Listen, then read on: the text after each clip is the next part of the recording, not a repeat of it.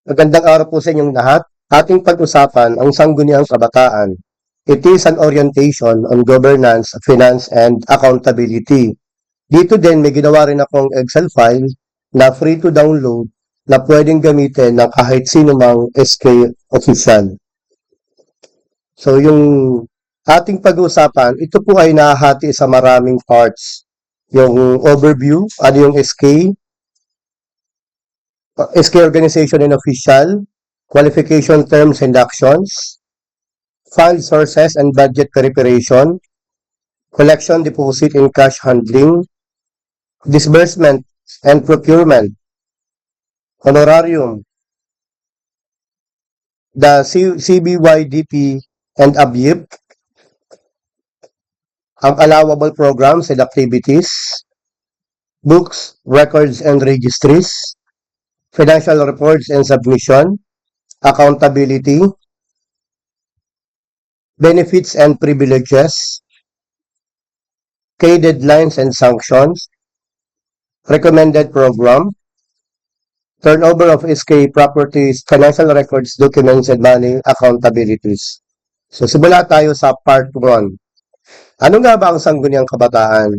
So, nagsimula siya 1975, then nag-change siya noong 1991 through RA 7160, dapat 10% barangay fund allocation for the SK. Then, merong 2015, yung latest, yung RA 10742. Then, yung RA 11768 para dun sa monthly honorarium.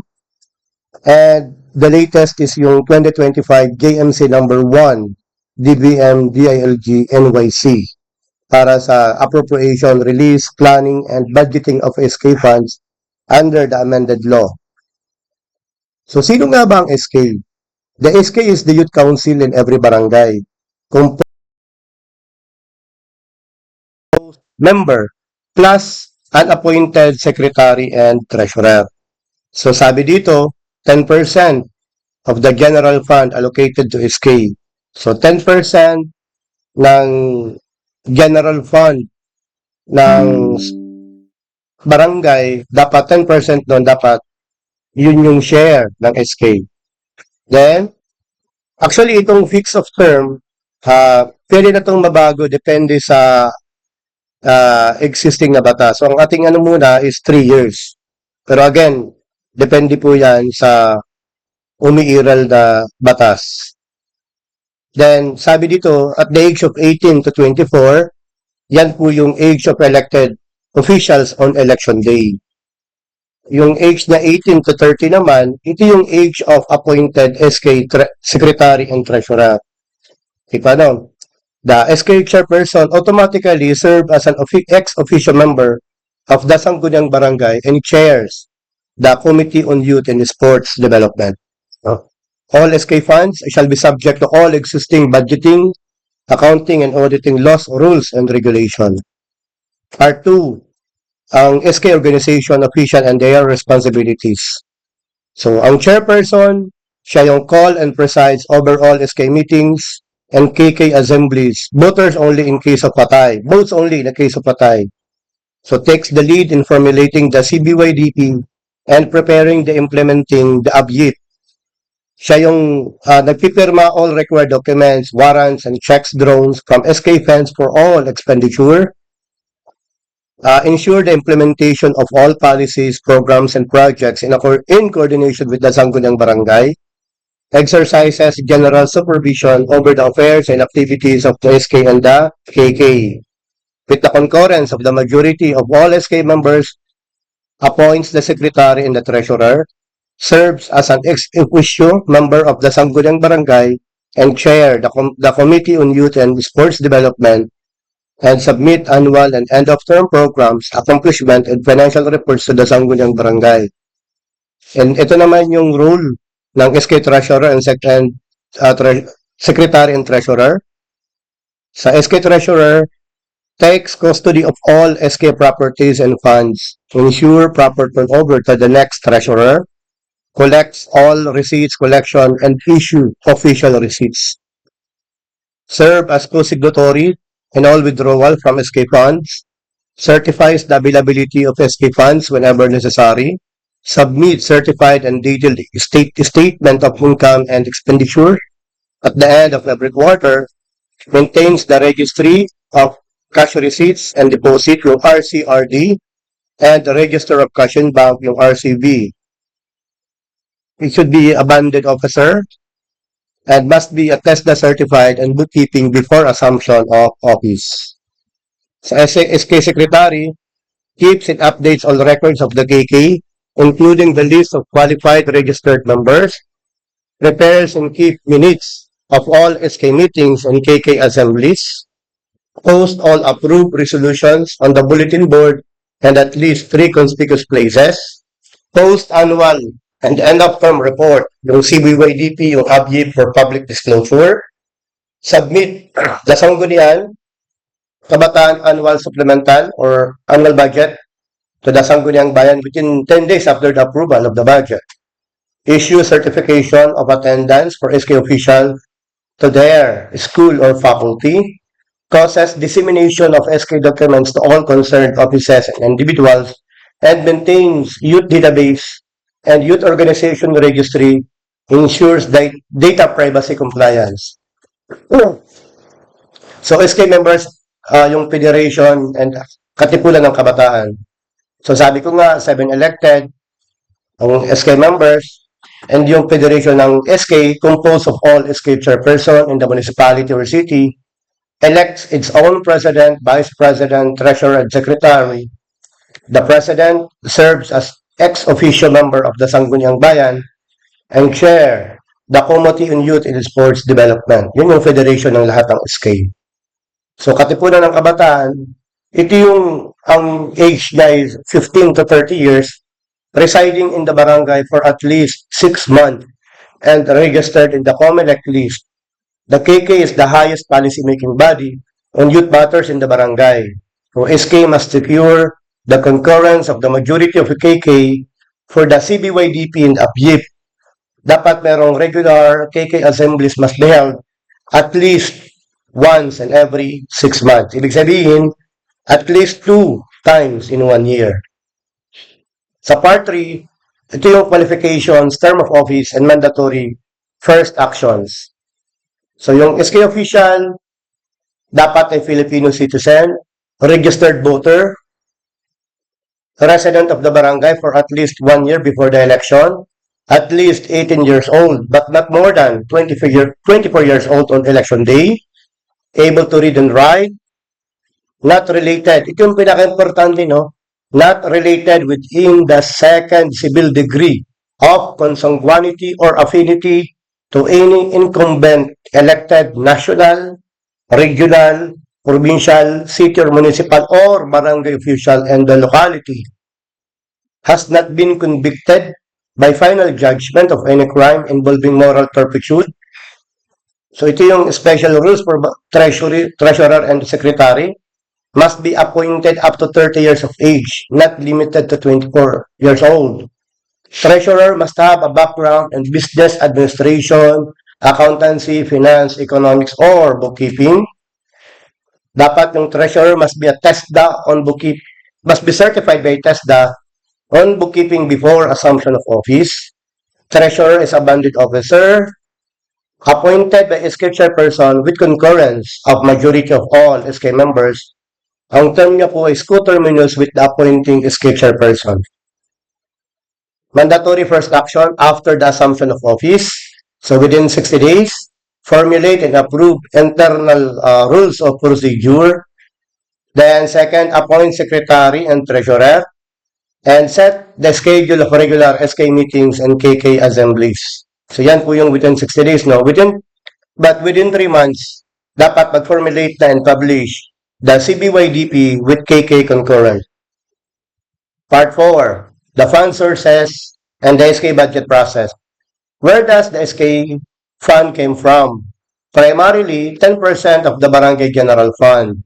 Then, meron din kayong secondary source, yung mga fundraising activities.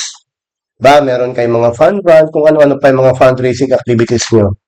And financial independence and deposit requirements. The SK shall have full independence in its operation, disbursement, and encashment of funds. funds shall be deposited in a current account under the SK name and government-owned bank with the SK chairperson and SK treasurer as official signatory. The SK is strongly encouraged to open an account in the same bank as the barangay for efficiency. Preparing the SK annual budget, rules and limits. So yung personal services, mandatory continuing training, capital outlay. So sa PS, not more than 25%. Cover dyan yung honoraria and other allowable compensation for SK official. Yung mandatory training and continuing training, not more than 50%. Yung capital outlay, yung natitira, remaining funds allowed, dito yung unexpended capital outlay remain valid until the project is completed or fully paid. Ibig sabihin, kung hindi na-implement ang project this year for capital outlay, pwede siyang gamitin for next year. Kaya ano?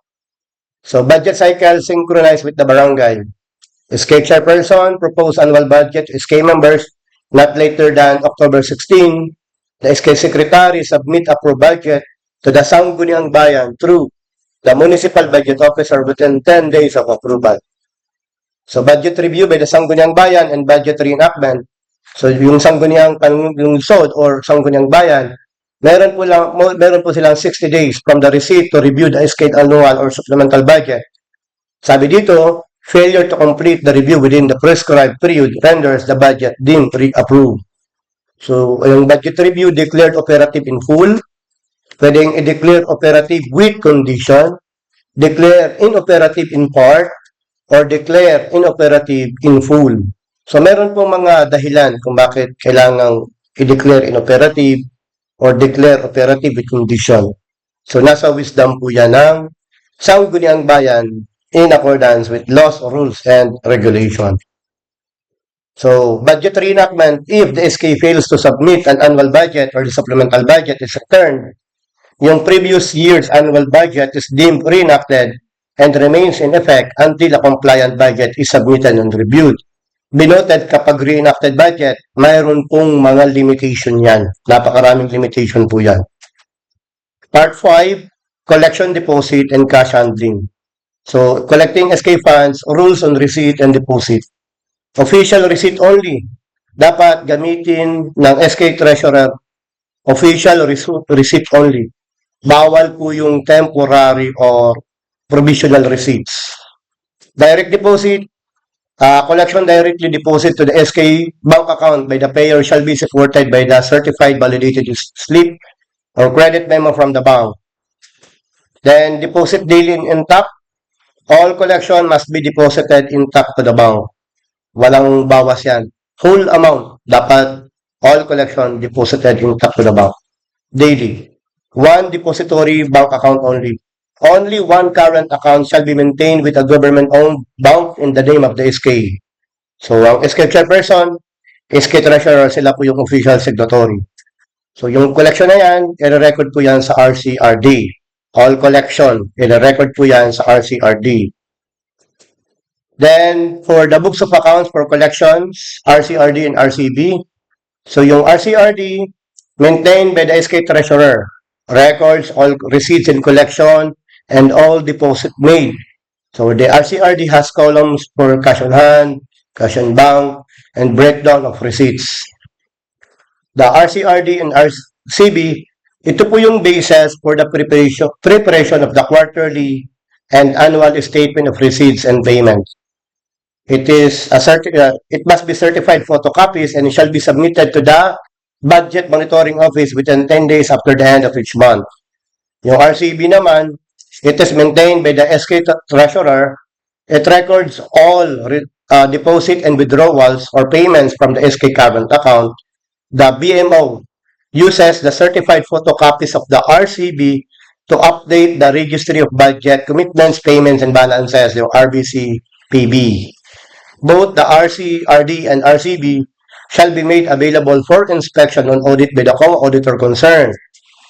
The SK treasurer uses the RCB to certify the availability of cash before signing any disbursement voucher. So part 6, disbursements, payments, and procurement. How to make a payment, the disbursement voucher. All payments out of the SK shall be made through the disbursement voucher. payments must be made in pursuance of the approved annual or supplemental budget and for public purposes only. So, yung box A, si BMO magpipirma doon as to this availability of budget. Yung box B naman, si SK Treasurer as to the availability of cash.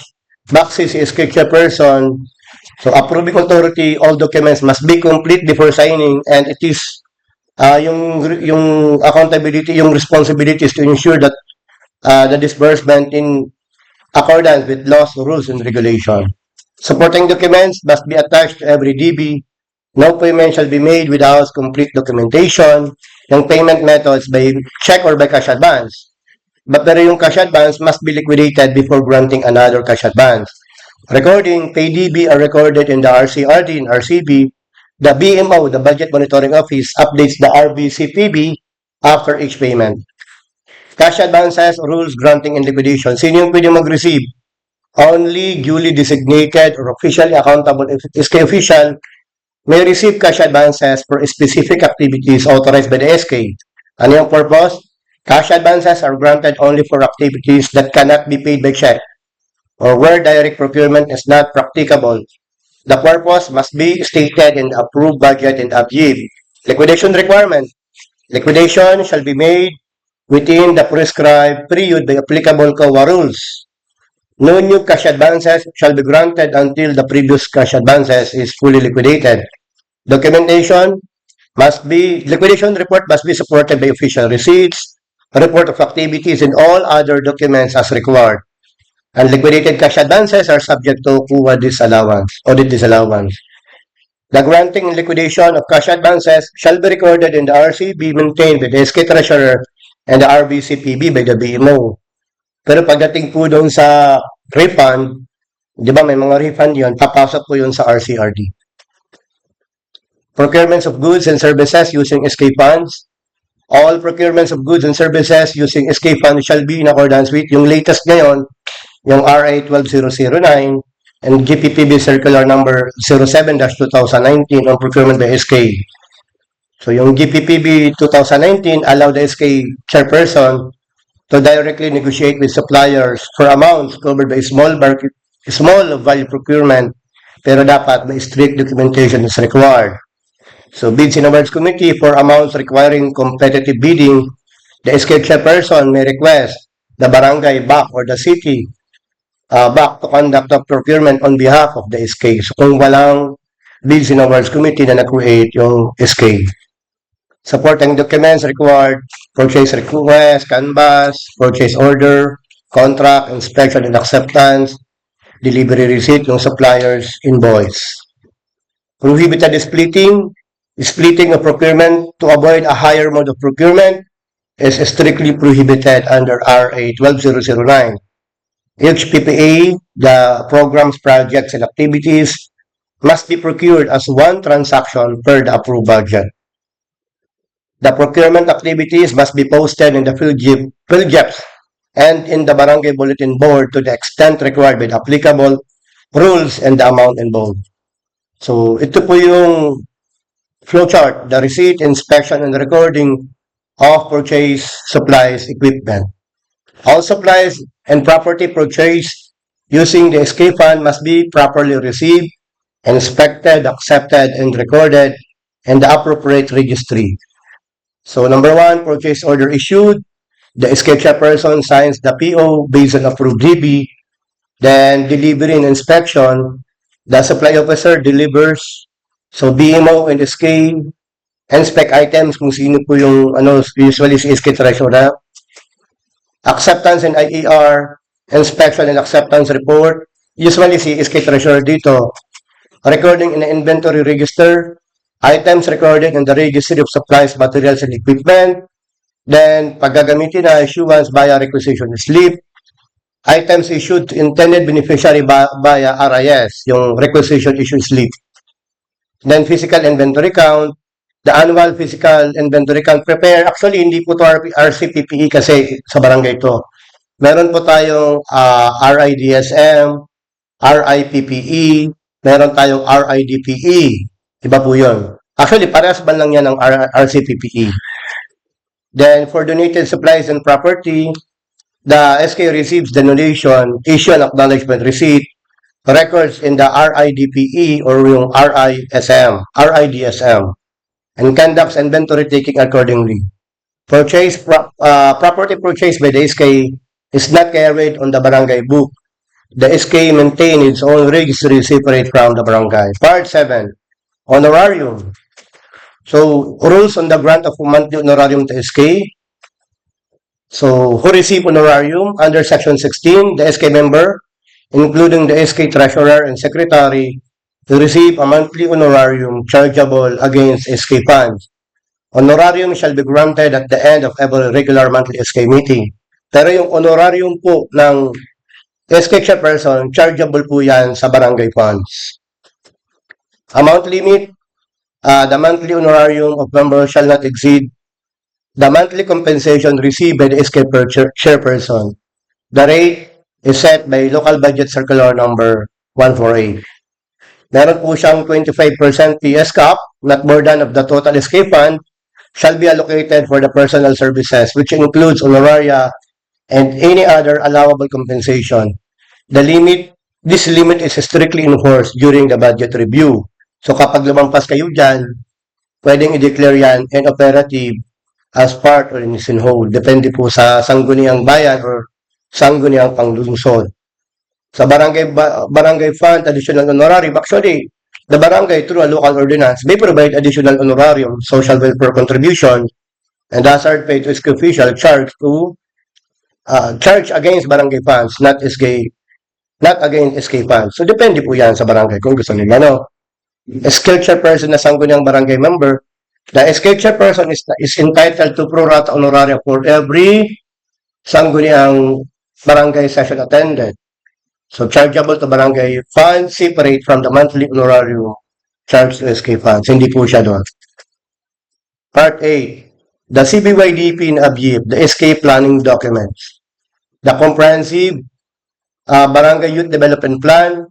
The CBYDP, ito yung foundation. It is the 3-year rolling plan of the SK.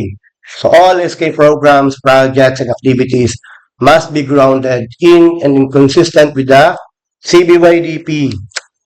Next, who formulates? The SK, in consultation with the concurrence of the majority of the KK present, formulates the CBYDP. When? Within 3 months from the assumption of office. Alignment requirement. The CBYDP shall be anchored on the PYDP and the local youth development plan at municipal, city, and provincial level.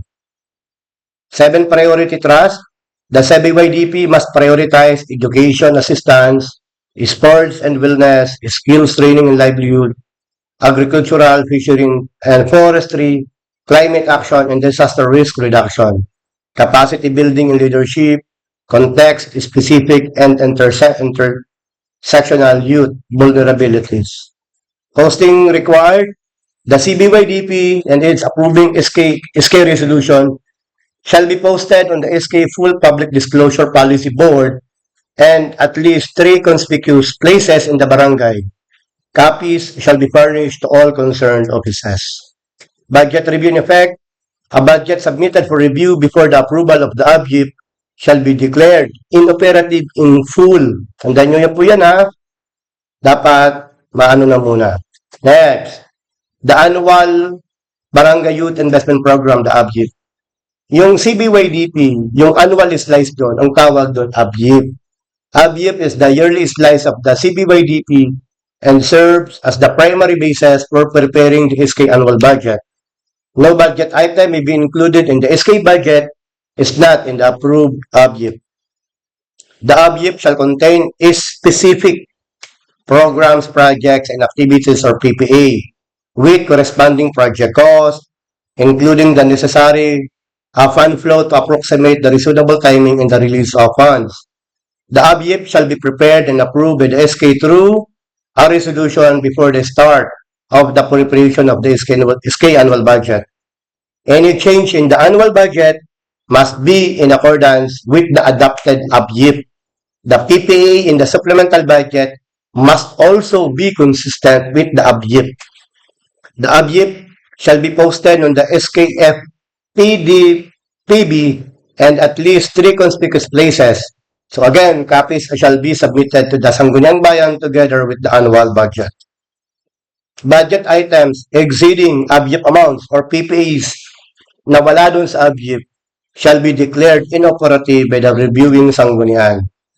Monitoring and evaluation of ABYIP implementation is the responsibility of the SK chairperson in accordance with the City or Municipal Youth Development Council. Part 9, the allowable programs and activities of the PPA. So ito yung 7, priority trust. All SK budget must give priority to this 7. Number 1, education. Yung student stipends, food, book, and transportation allowances, programs to reduce out of school youth and dropouts. Ito yung number 1. Number 2, sports and wellness. Number 3, livelihood. Number 4, agriculture. Number 5, environment programs. Number 6, governance. Number 7, inclusivity. Kaya lang po, kadalasan, ang napapansin natin dito, 7-2, pero kadalasan, nagpo-focus ang mga SK sa mga basketball. Although, wala namang problema sa basketball, pero paano naman yung walang hilig sa basketball, di ba? So, dapat sana itong 7 na priority trust, sana mabigyan to ng atensyon ng SK. So, rethinking SK priorities, getting more value for youth. The following activities, although while not prohibited, tend to have limited long-term impact on youth development when they consume the bulk of SK funds. So, the SK is encouraged to reflect on whether this truly responds to the 7 priority trust. So, yung lower long-term impact, sabi ko nga kanina, basketball tournaments only. So, sports program are valid. Inulit ko, no? Sports program are valid. But, tournaments alone addresses only a segment of youth. Consider expanding to wellness, mental health, and anti-drug program as well. Ba? So, school supplies distribution. DSWD, DepEd, and many LGU programs already cover this. So, SK funds may be better directed to stipends for out-of-school youth, not supplements for already enrolled students.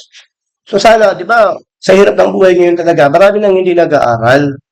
So, meron namang DSWD, meron namang DepEd at LGU programs. So, hindi naman bawal. Hindi naman kasi, di ba, pagpasok yun sa 7 na priority programs, okay naman magbigay dun sa mga nag-aaral. Okay yun. Pero at the same time sana, mag-focus din dun sa mga out-of-school youth. So, cash giveaways and food packs.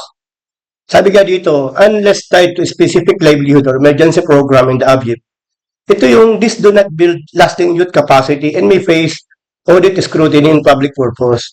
So, ang nangyayari kasi parang umaasa na lang ang tao. So, ito yung higher long-term impact. So, siguro, merong free entrance exam review, di ba? Merong nag-aaral eh. Alam mo yung mga, bawa, yung mga graduate ng high school, mag-exam ng college, yun, maganda yun. Or pwede naman yung, halimbawa, ng job readiness, clinics, and interview skills.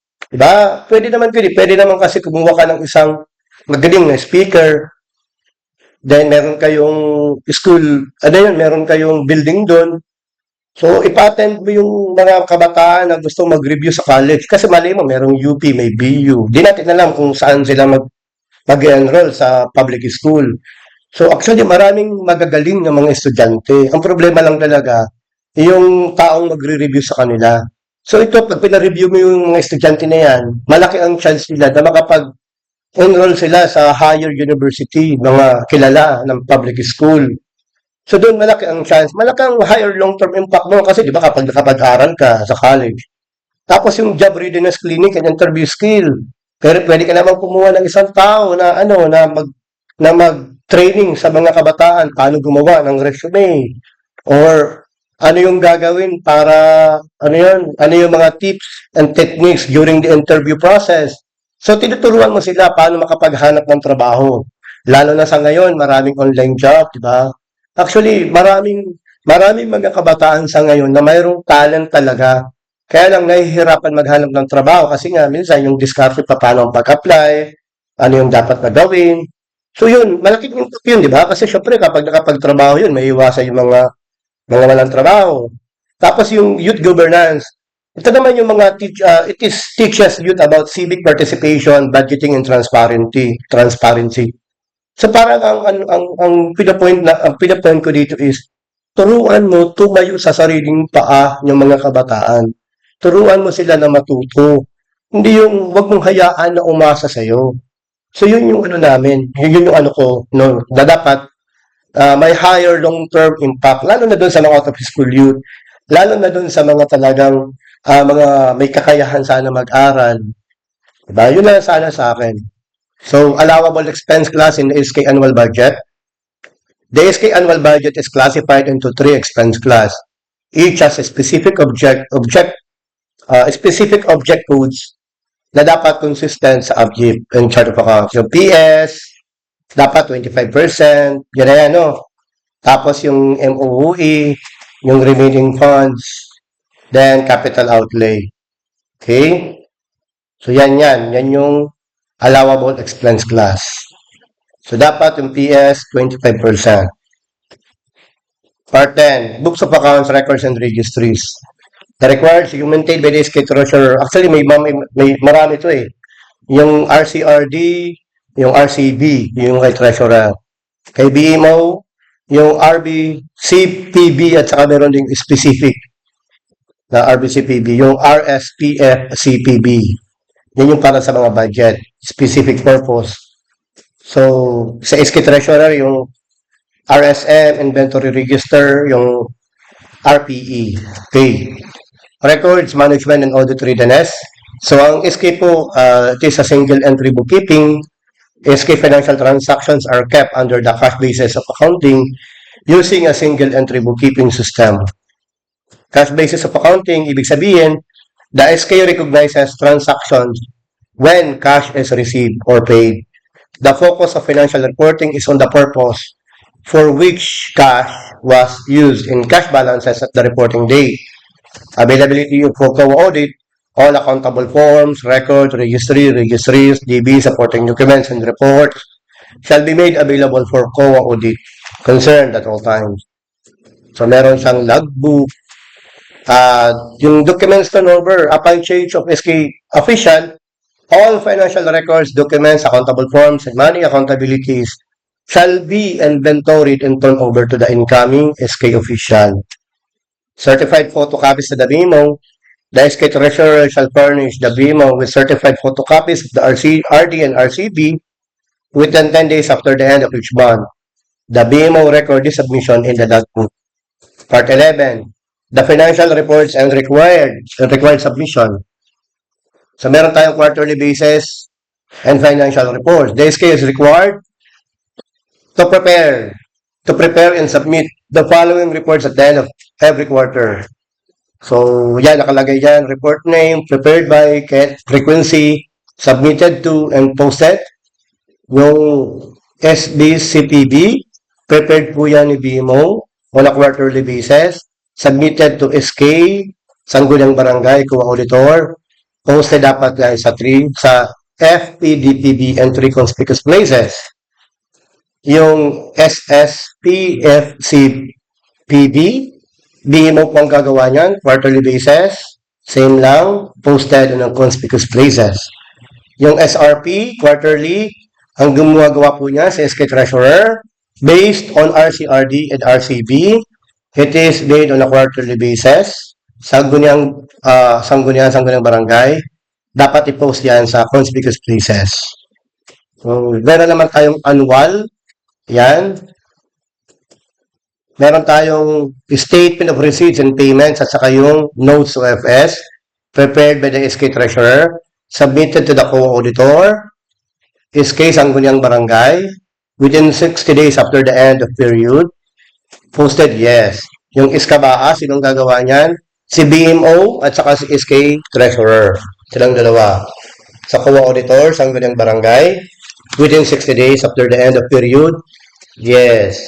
Yung RAAF, SK Treasurer, Co-Auditor. At the end, actually yung wrap-up, it is to be submitted at the end of every quarter and year. Meron tayong quarterly at saka yearly. So posted, hindi naman kailangan i-post yan. So, yung annual program, accomplishment and financial report, SK Chairperson, isasabit niya sa Sangguniang Barangay, LGUO, so saan pa? End of term or annually? Yes, dapat posted. Physical count reports, yung RIDP, yung RIPPE, SK Treasurer, Co-Auditor, annually within the prescribed period, no. Actually, meron ding sinasabit yung semestral, yung para sa supplies or inventory, yung RISM at saka yung RIDSM. So, statement of actual receipts and payment yung SARE. It is one of the most transparent reports. The SK Chairperson is required to prepare and submit the RI at the end of every quarter. So, si SK Chairperson with the assistance of the SK Treasurer and SK Secretary submitted to the SK in Sangguniang Barangay, to the Co-Auditor. So, dapat available din yan sa KK members during regular assembly. Frequency at the end of every quarter. Then, ito naman yung para sa pag yung 4 na quarter, gagawa ka ng annual. Posting requirements, sinabi ko na kanina, dapat posted in the conspicuous places at doon din sa FPD-PD. So, pwede rin siya i-post sa traditional or non-traditional media. So, yung annex po yan, nasa manual. So, end of term and turnover report.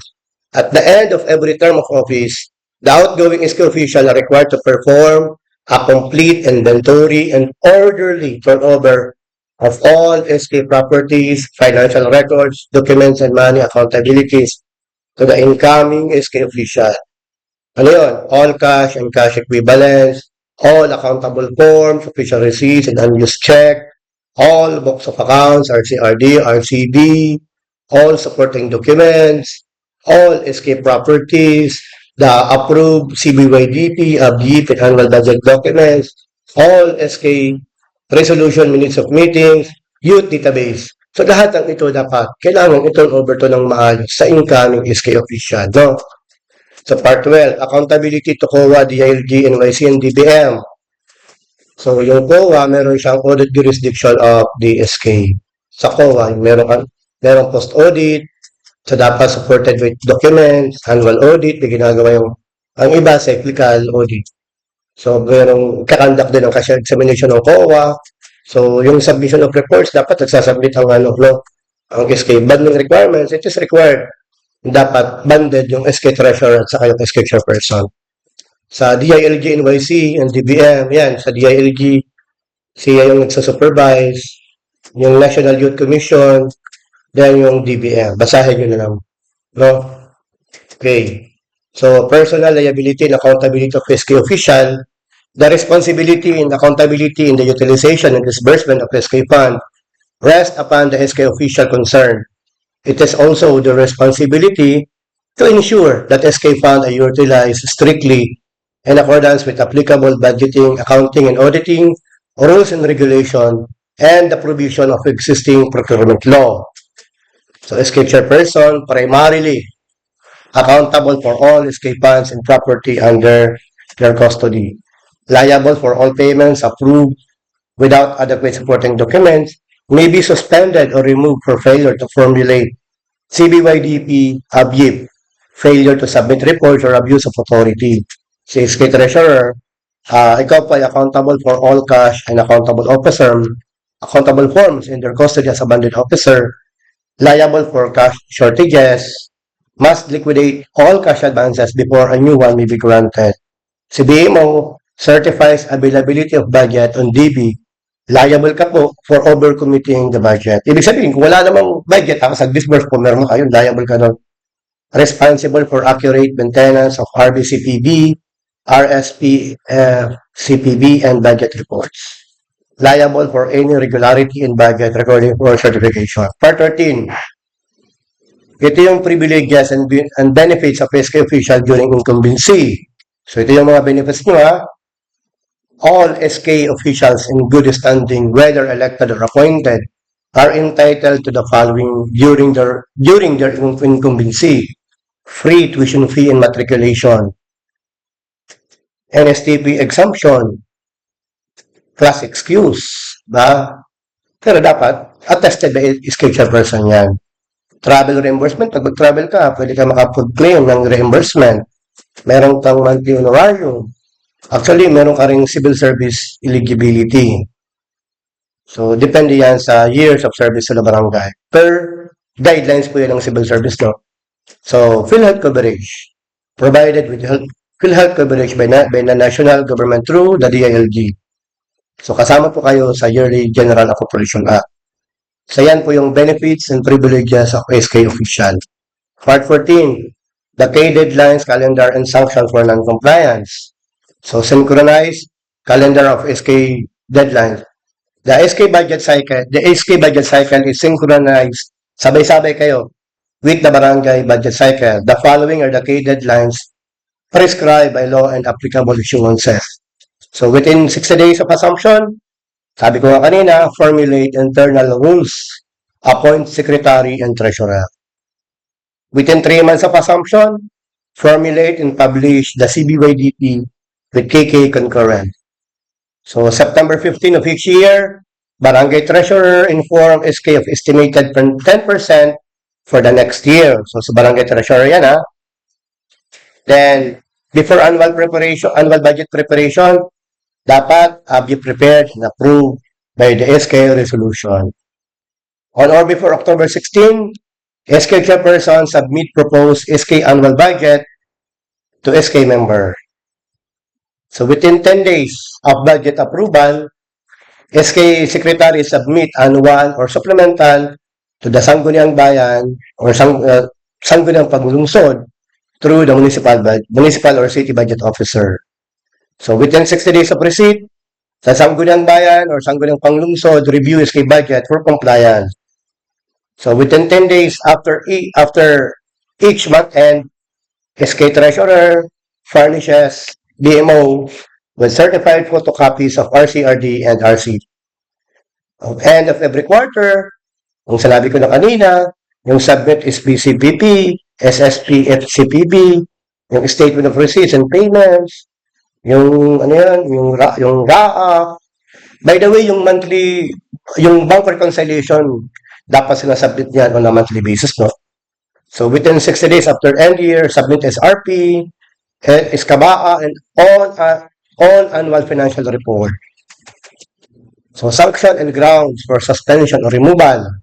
Sabi dito, provides that concerned local official, including barangay and SK officials, who fail to comply with the provision of the JMC may be held liable in accordance with Section 61 of RA 7160 and RA 10742 as amended, and other applicable laws and regulation. Kung merong 2 consecutive absences from SK meeting without valid cause, or 4 accumulated within 12 months, suspension or removal from office. Failure to convene the KK for 2 consecutive times, suspension or removal from office. Failure to convene SK meeting for 3 consecutive months, suspension or removal. Failure to formulate CBYDP, ABYIP, or approve the budget within the prescribed period without justifiable reason, suspension or removal. 4 consecutive absences from Sangguniang Barangay Session for SK chairperson without a valid cause, suspension or removal. Conviction, final judgment of a crime involving moral turpitude or violation of anti-graft and corruption law, suspension or removal. Unauthorized or irregular use of SK fund or failure to liquidate cash advances, audit disallowance, liability for repayment. Pwedeng ma-refer po yan sa Ombudsman. Part 15. Ito po yung mga recommended programs. People empowerment. So, ang ano natin is people empowerment and action. So, ito yung may high impact pero low cost recommended SK programs. So, free entrance exam review. So, para po yun sa education, di ba? Coordinate with teachers or college students to conduct free review session for outgoing grade 12 students especially first-generation college hopefuls, di ba? Job readiness and interview clinic. Alam mo, hindi naman ito mga magastos na, livelihood.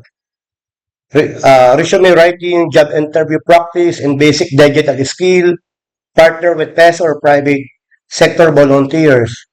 Ba? Yun yung ano yan. Then, youth governance school. Teach barangay youth about how government works, budget, council, auditing. So, it builds future responsible voters and officials. Mental health, peer support program. Train selected youth as peer supporter, address depression, anxiety, and substance abuse in the community. Low cost, high community trust. Zero waste, community drive, youth-led solid waste segregation and community clean-up program. It is tied to climate action, promotes pride of place and community ownership. Livelihood skills training, partner with TESDA for short skill. Ba, pwede dito pumasok yung mga hindi na nag-aaral, no? School training programs in welding, dressmaking, food processing, or other relevant trades. Help adults, youth. Youth Sport and Wellness Festival. Broader than tournaments include mental health activities, drug awareness, nutrition, and reproductive health alongside sports, inclusive of all activities. So youth database, conduct a community-wide youth profiling exercise compliance with the Data Privacy Act, submit to the NYC Health Target Program to most vulnerable youth. Actually, yung SK kasi pwede kayong, alam nyo, pwede kayong mag-database eh. Yung lahat ng mga kabataan lahat ng mga SK sa barangay nyo, pwede nyo i-database. O, ilan dito yung marunong na sa ganitong, ilan dito yung carpenter, ilan dito yung mason, ilan dito yung marunong sa computer, ilan dito yung marunong mga teacher or whatever. So yun, ang gagawin mo bilang SK, ikaw yung tutulungan mo sila. I mean, gagawa ka ng way na paano sila magkaroon ng trabaho. Train them. Hindi yung bibigyan mo lang ng pera na aasa sa'yo. Diba? Pwede ka makipag-tap. Diba? Merong nagpapagawa ng bahay o nagpapagawa ng building. Pwede kang mag-tap sa nagpapagawa na yun. Sasabihin mo yung barangay namin. Meron kaming listahan ng mga marunong sa trabaho na to. Or sa mga school. Meron kayo mga graduate na school di ba? Or kung meron mga office na meron kayong listahan ng mga magagaling sa computer or ano pa man na train na ng SK. So yun, kumbaga parang it's more on people empowerment. Hindi yung pinapaasa niyo ang tao sa inyo. So iwasan natin yung paternalistic attitude, 'di ba? 'Di ba? Yung kasabihan na turuan mo ang isang barangay paano, 'di ba? May isang barangay merong mga dragon na monster. So turuan mong barangay paano patayin yung mga dragon monster na yon. Para kung wala ka man, yung barangay na yon, marunong na sila paano depensahan at patayin yung mga dragon monster. Halimbawa lang. So teach them to stand on their own. Yun lang yung point of view ko. So part 16, it is the turnover of SK properties, financial records, documents, and money accountabilities. So para to sa upcoming barangay SK election, what outgoing SK official must do? So legal basis, section 16 yung turnover, to ensure a smooth transition of SK governance and proper turnover of SK properties, financial records, documents, and money accountabilities to the incoming new sets of officials, the outgoing SK official shall conduct an inventory before the end of their term of office. So in barangay without SK official or no SK quorum, the concerned barangay through the punong barangay, the barangay treasurer, shall ensure to include the SK PFRDMA and the barangay inventory of properties, financial records, and money accountabilities, which shall be then turned over to the incoming or new set of SK official. So sabi dito, the SK treasurer shall take custody of all SK properties and funds and ensure proper turnover to the next SK treasurer. The SK secretary shall keep records and ensure submission to the commission and proper turnover to the next set of SK officials. The SK shall ensure proper turnover to the next set of SK officials in compliance with Data Privacy Act. So every accountable officer shall be properly banded. The SK chairperson and treasurer are banded. Officers liable for all money and properties under their custody until a proper turnover is completed. Complete turnover. So cash and financial instrument, yan. Yung cash on hand, yung cancel passbook or current account, ano yan, yung bank book, validated deposit slip, sa books of accounts, yung RCRD, yung RSM, RP, marami yan. So lahat ng mga books of accounts, financial reports, mga DB, SARE, yung RAAP, yung bank recon. So yan po yung mga dapat na mga checklist na dapat i-turn over ng outgoing sa incoming. So planning and budget documents, yung CBYDP, yung UPJIP, yung property and equipment, yung youth database, and official correspondence. So lahat ng po yan, kailangan po yan kumpleto at i-turn over sa incoming SK officials. So step by step, turnover process for upcoming election. Number 1, conduct complete inventory before end of term. So ngayon pa lang, mag-ano na po kayo, mag-conduct na kayo ng complete inventory. Number 2, prepare turnover document. And ano? Number 3, secure certificate of clearance for cash and property accountability. So the President of the Pambayan and Panglungsod ng Federation shall secure clearance for cash and property accountability upon assumption of a higher office. Similarly, the outgoing SK chairperson and treasurer must secure clearances before assumption of higher office. Number 4, formal turnover ceremony with punong barangay as witness. Number 5, post turnover. So kung okay na, secure clearance and settle all money accountability. Number 6, barangay safekeeping, no incoming SK or no quorum. Halimbawa lang, if there are no incoming official or no quorum after the election, the punong barangay and barangay treasurer shall include the SK PFRDMA in the barangay inventory and keep custody. The 10% SK fund is deposited to a special trust fund of the barangay until new SK official are elected. Ano? So most common problems, pag turnover, no inventory conducted before the end of term. No, the unliquidated cash advances, hindi pa naliliquidate at the time of turnover. Missing or incomplete or unsigned books of accounts. Yung mga kadalasang problema. No? Number 4, physical cash does not match books. Yung ibig sabihin, may pera pero hindi naman, may pera sa record pero hindi naman tugma sa totoo talaga. Missing or accounted property. Yan. Incomplete supporting documents for disbursement. Lost or destroyed accountable forms. No turnover of youth database. So ito po yung mga most, actually meron pang iba. Inano ko lang yung mga mga most common problem during SK turnover.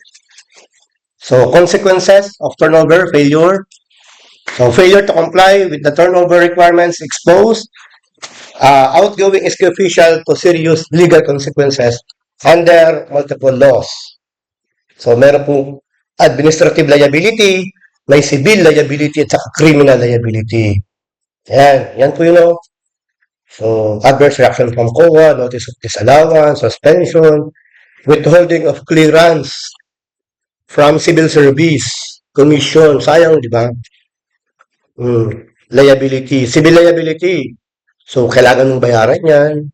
Liability for cash shortages, liability for missing or accounted SK property, liability for all unliquidated cash advances. Yan. So, yung criminal, pwede. Malversation of public funds. So, revised penal code yan for failure to account the SK money or property. So, qualified death. Di ba pag criminal, pwede ka makulong. Yung civil ba, bayaran? Ang administrative, pwede maapektuhan ng profession mo. So, yan. Yan po yung mga criminal liability. So, pwedeng ma-refer ka rin sa ombudsman. Mas mahirap yun. So, responsibility of the incoming SK, what to do upon taking of office? O, bago kayo mag-take ng office, demand a complete and verified inventory. So, refuse to accept a vague or incomplete turnover. The incoming chairperson or SK treasurer should insist on a per-item inventory list signed by both the outgoing and incoming official with the punong barangay and LGOO as witness. Do a physical count of all property. Physical count and inspect all SK property against the registry of PPE and the registry of supplies. Any missing item must be noted in the turnover and reported to the co-auditor within the period prescribed by COA rules.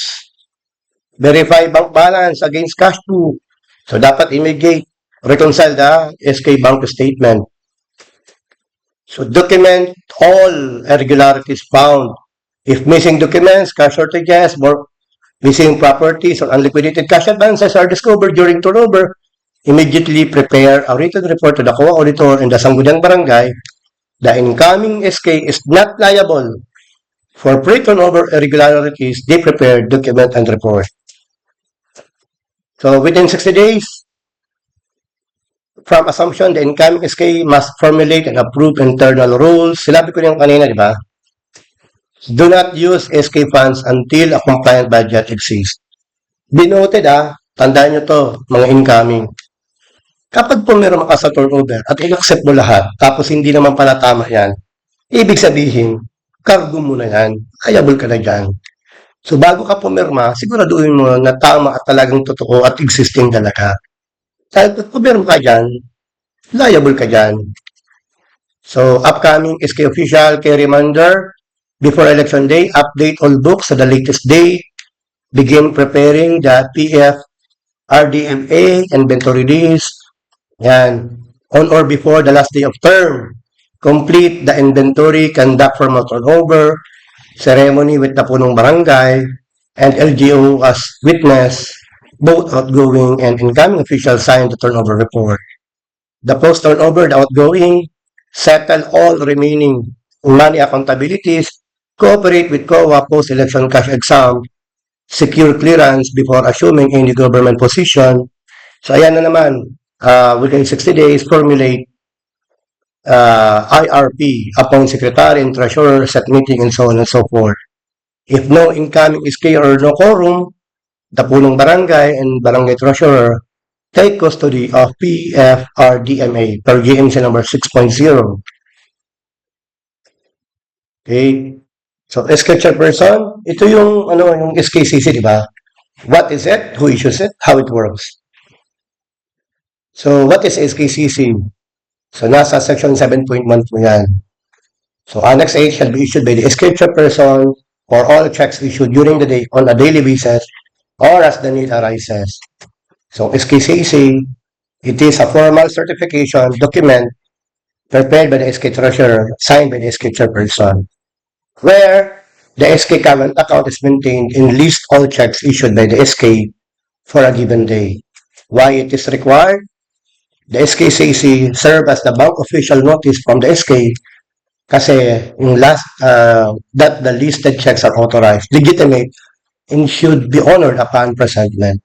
Who issues it? Prepared by the SKCC and signed by the SK chairperson. What trigger its issuance?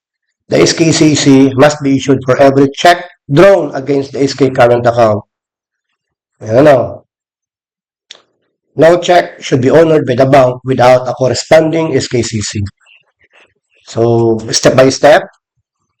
Step 10, SK Treasurer, prepare.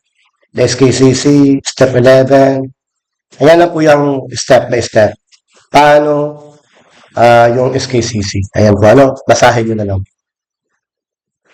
So, the second copy of the SKCC shall be submitted to the COA auditor concerned on or before the 20th day of the following month. Okay po. So, SKCC copy, first copy sa bangko. Second copy, kuha auditor. Third copy, file ng treasurer. Ang fourth copy para sa SK chairperson. Okay na? Yan po yung apat na copy. Most common problems found during kuha audit. Ang SKCC not issued at all. The SK chairperson and treasurer are unaware of the SKCC requirements. Checks are drawn and released without SKCC. Tapos sila sa bank. Yung SKCC, hindi po sinasubmit sa COA. Yan mga common problems yan. Yung SKCC, hindi covered ang lahat ng check.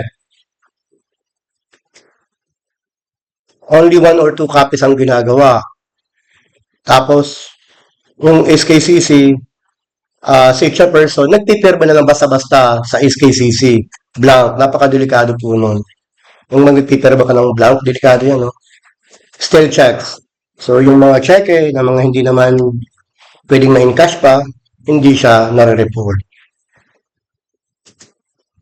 So, consequences, adverse audit review.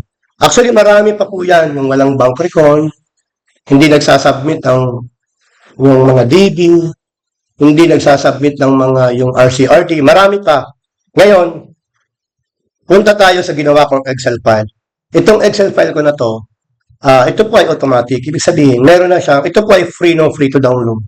So, meron na siyang RCRD, meron na siyang RCB, at meron na siyang kung ano-ano pa. So, una, halimbawa, ito, pangalanan natin, Mr. A, Kapulbawa, Gandaw, halimbawa lang, Gandaw, halimbawa lang. So, dito ilalagay mo, anong pangalan ng barangay name, municipality, sino yung province or city, SK Trap. Tapos, click mo lang yung save. Pagka-click mo lang save, yan, Mr. A, automatically, papasok na siya dito. Yan na siya. Okay, next. Then, yung RCRD, ang una yung gagawin is beginning balance. So, punta kayo sa beginning balance. Tapos natin ang beginning balance. So, before nyo to gamitin, itong kulay yellow na to, lagyan nyo to ng data. Diba? Halimbawa, gagamitin nyo to sa 2026. Halimbawa lang. Yung balance mo ng 2025, December 31, ilagay mo dito. Yan. Pagkalagay mo po dyan, pagkalagay mo dyan, kung anong nilagay mo dito na beginning balance na 65,952, pagdating mo po ng RCB, lagay natin dito ng 10,000, about 15,000. Pagdating mo ng RCRD R1, yung 15,000 na yan, papasok mo yan dito. Ayan. Yan po yan, di ba? Ngayon, ang first transaction, ibig sabihin dito, month of January, dapat mo laging may month to, dapat walang bakante to. Month of January, month of February, or whatever. Ngayon,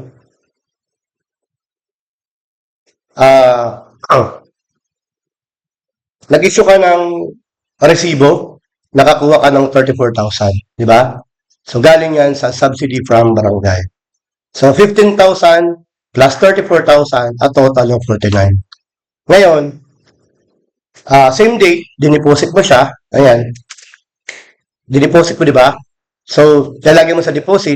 Dito po wala ka nang ilalagay. So, 49,000 minus 34,000, beginning balance is 34,000. Beginning balance is 15,000. So, ganun lang po. Ito po yung para sa first quarter. So, kung makikita nyo, meron pong mga deposit, merong na-receive na pera. Ito naman sa line 12. Nakakuha kayo ng pera, pero direkta na dideposit sa inyo. So, huwag ka na maglalagay dito sa cash receipt. Dito ka na maglalagay sa direct deposit. Then, maglalagay ka dito ng subsidy from barangay. Why? Kasi po, direct deposit na siya. Then, dito rin papasok yung sabi ko kanina, yung refund. Halimbawa, nag-cash advance. Halimbawa, si SK nag-refund, dito mo po ilalagay. Nag-refund ng pera, 10,000, niresibuhan, kaya meron dito 10,000. Ibig sabihin, at the end of the quarter, January to March, merong 25,000 na balance na cash on hand. So dito, ito yung quarterly end balance. Yan. Subsidy from barangay, a total of 141. Meron din dito. So yan po yung sa first quarter. Dito naman yung second quarter, yung ending balance po, kanina, doon, papasok po yung dito. Ayan, di ba? So again, parehas ng dati, ayan. Ayan. Merong collection and deposit. Para yan sa second quarter. Ito naman po ay para sa third quarter. Ito naman po ay para sa fourth quarter. So yan yung RCRD para sa fourth quarter. Kapag meron kayong nakuwang pera na hindi naman subsidy, dito yung ilalagay. Dito. Sa without purpose or with specific purpose. Okay? So, para naman sa sa others, kung meron, halimbawa lang dito nilagay. Yung others kasi, kung meron kayong mga subsidy na galing sa national, meron kayong mga, mga fund run, mga other sources of income, dito ilagay sa, meron po yung drop down. I-click mo na lang, pili ka na lang po dyan. Pwede ka magpili, no? Ayan. Sa mga others, dito po siya sa others. Ang RCRD, ito po ay pertaining sa cash on hand. Cash on hand po to. Ito po yung parang cash book niya. So, ito ibig sabihin, ito yung ending balance ng cash on hand. Pagdating naman sa RCB, ito naman ay pertaining sa saan? Ito ay pertaining sa cash in bank. So, saan galing yung beginning balance? Sa 65,000. Dito po yun sa monthly data. Diba? May nilagay akong 65,000 dito. Pagdating mo dito sa RCB, andito na yung 50,000. Nakalink na po dyan lahat yan. So, saan galing to ng mga deposit dito? Binoted po ka doon sa first quarter, nag-deposit ka, di ba? Halimbawa dito. Nag-deposit ka dito ng 34,000, di ba? So, dito sa RCB, papasok po siya as deposit dito. So, lahat ng mga deposit doon sa RCRD, papasok po siya as deposit dito sa RCB. Okay? Dito naman sa sa bank charge, di ba? 200 may bank charge. Lagay mo dito, meron tong drop down arrow. Ayan. So, dito kasi yung expenses, dito naman ilalagay yung capital outlay, dito naman ilalagay yung mga cash advances, at yung mga withholding tax. So, dito sa bank charges, it is MOOE. So, dito meron po yan drop down. So, hanapin mo lang yung bank charges. So, naka-ano po yan? Yan, naka-bank charges 200. Diba? Expense yan, may withdrawal ka na 200. So, running balance, 65,000 plus deposit, less withdrawal. Yan po yung running balance. Then, nagkaroon ka na naman ng deposit. Tapos dito naman, nagbayad ka ng fidelity premium. Ayan, 900. Tapos, nagpa-training ka. Ayan. Tapos, mayroong traveling expense. Tapos, mayroong honorarium. Honorarium. Ayan, o. So, ganyan po yung natin. So, merong training. Madali lang naman po to. So, ito naman po yung balance for first quarter ng RCB. Ito, sample ko to kanina. Ito pala, ibig sabihin nito, sa 100,000, si SK Treasurer nag-cash advance ng 100,000, di ba, 100,000. Ngayon, nag-liquidate siya nag-liquidate siya ng 70,000. So, ang liquidation, negative lang po yan. Dito mo na ilalagay yung training expenses. Yung cash advance, dito siya sa dito. Pero pag nag-liquidate na, dito mo na siya ipapasok. Okay po? So, yan yung So, dito naman yung second quarter. Yan. Nakaling na po lahat yan. Maglalagay ka lang. Then, office supplies. Halimbawa lang merong tax. Halimbawa lang, no? Merong tax. So, out of 15,000, halimbawa lang, hindi ko alam kung ilang, binat out of 15,000, meron pong business tax at saka income tax. So, ang i-record mo dito, hindi po 15,000. Ang i-record mo po dito, yung net amount lang. So, dito, yan. So, ilalagay mo dyan. Other supplies, yan. Other supplies naman. Withdrawal. Nag-issue ka ng cheque, tapos ito naman yung PS. Tapos nagbayad ka ng tax. Pagbayad mo ng tax, itong 39 ba, nagbayad ka ng tax, yung 397, pertaining yan dito sa dalawa. Halimbawa lang, itong dalawa na to, halimbawa lang, yung dalawa na yan, itong dalawa na to, 397, na-remit mo na yan, kaya negative siya. Pag negative, ibig sabihin remittance. Ako ang advice ko, lagyan nyo ng yellow. Ibig sabihin, pag may yellow, na-remit mo na. Pag walang yellow, ibig sabihin, hindi nyo pa nare-remit. So, pag na-remit mo na, i-record mo siya as other supplies Y, kasi other supplies to, di ba? Ayan, o. So, other supplies yan. Ganun din yung remittance ng 894. So, yan. So, pag capital outlay, dito naman siya. That's capital outlay, dito naman. Yan yung capital outlay. Then, yan po yung para sa RCB2.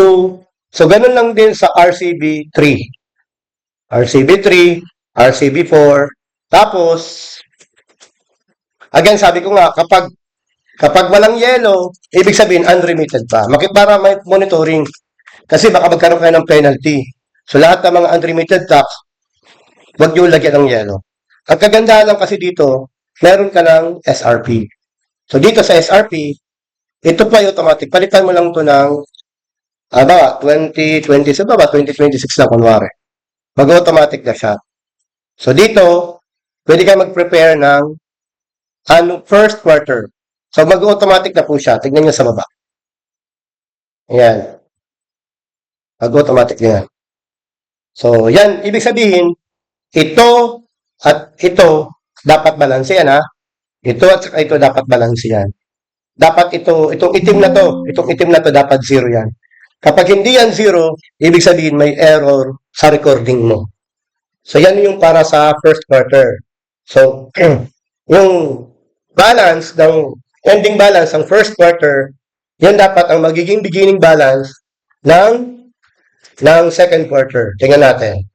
So, second quarter. Ayan na siya, di ba? Ayan na, yung 32 kanina, ito yon. Beginning balance na siya. So, ito na yung 70, third quarter na yan. Tapos, ito naman yung third quarter. Ito naman yung fourth quarter. At ito naman yung annual. Meron ka ng annual. Ayan. So, ito po ay automatic na to. Diba? Ito yung kagandahan dito kasi. Sasabi ko kanina, halimbawa, paano yan maging halimbawa, hindi zero? Halimbawa, ito, palitan ko. Example tayo. Halimbawa, nag-withdraw ka ng 9,387. Ang na-record mo dito ay 94. Diba? Halimbawa lang, 94. So, 9387, ang dapat, pero na-record mo 94. So, ito ay fourth quarter. Tingnan natin sa SRP. So, sa first, balance yan. Second, third. Pagdating ng fourth quarter, ayan na siya. Hindi na siya balance, di ba? Kasi nga po, hindi tama yung ginawa mong record. Or, meron ka nakaligtan, halimbawa lang. Halimbawa, naglagay ako dito ng December 10. Gawin ko tong 1 million. Halimbawa lang, gawin ko 1-1. Halimbawa lang 1-1. Kapag hindi ko nilagyan dito ng month, yan, blanco yan. Di ba? Dapat kasi may itong column A, dapat. Kapag may data ang particular row, dapat may data ka dito, ha? Dapat importante yan. So, pagdating dito, hindi ko siya nilagyan, hindi yung lalabas na 1,000,003. Hindi yung lalabas. Pero pag nilagyan ko dito ng December, pagdating dito sa SRP, lumabas na yung, yan, lumabas na yung payment. Ayan, nasa na ba yun? Ito, na honoraria. Lumaki na, di ba? Pero kung hindi ko ito nilagyan, halimbawa lang, honoraria ba yun? Honoraria. Ayan. SRP, wala siya. Wala siya, oh. Kasi hindi ko nga po nalagyan. So, balik na lang natin kanina. Ayan. Ano bang meron dito? Sa atin, may nilagay ako ditong budget code. Importante ito. Importante. So, budget code, kasi meron na itong registry. So, ito yung activity list. Diba? Yung 7, diba? May social, whatever. Ito yung expenditure. Yan may capital outlay. Yan by MOOE, yan yung budget code. Ngayon, yung annual budget mo dito yung ilagay.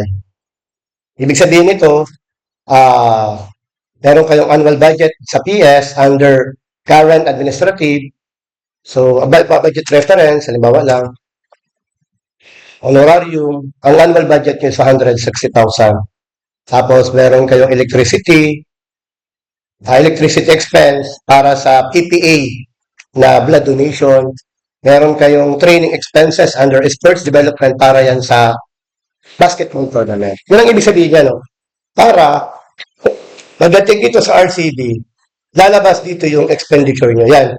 Yung activity nyo dito nyo ilalagay. Yan. Para, di ba, paggagawa kayo ng registry. Yan. Para pag meron na kayo niyan, pagdating nyo dito sa, sa budget registry, ayan, halimbawa lang, i-delete ko to. Halimbawa lang. Kasi ang gagawin nyo lang to, i-run nyo lang to. Pag na-run nyo yan, yan na.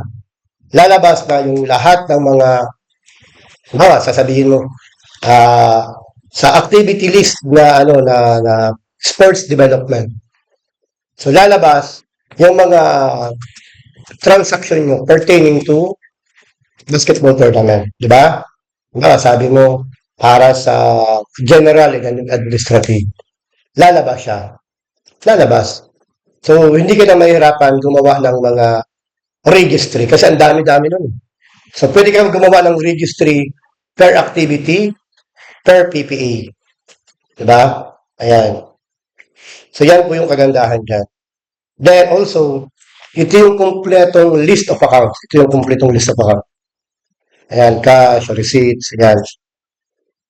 And yung, naglagay rin ako ng accounting plan, yung flowchart. Then, yung budget, sabi ko yung ano yun? Yung submission. Asan yung submission dito? Ayan, ito yung mga submission na dapat Ayan. Disbursement voucher, kailan dapat i-submit. Ayan na siya. Then, period, monthly data, tapos yung budget din. Ito na yung sahod nyo. Nakalink na lahat yan. Ibig sabihin, sa sahod nyo, meron kayong final budget na 100,000, may na-obligate kayo na 42,000, meron din kayong balance na 57,000. Kasi alam nyo mga SK, sa ayaw at sa gusto nyo, gagawa kayo ng RCRD, gagawa kayo ng RCB, gagawa kayo ng registry, gagawa kayo ng statement of receipts and payments, di ba? So ito, pag ginamit nyo to, pwede naman, kasi ito, free download naman to eh. Ibibigay ito ay nakapost sa YouTube, sa comment section, andun yung free download. Ilalagay ko na rin dun yung mga lahat ng form and an Excel file para magamit nyo. Okay na po? So, kung meron kayong katanungan, pwede po kayong mag-direct na message sa akin. Ano po? So, yan na po, So, maraming salamat. Thank you.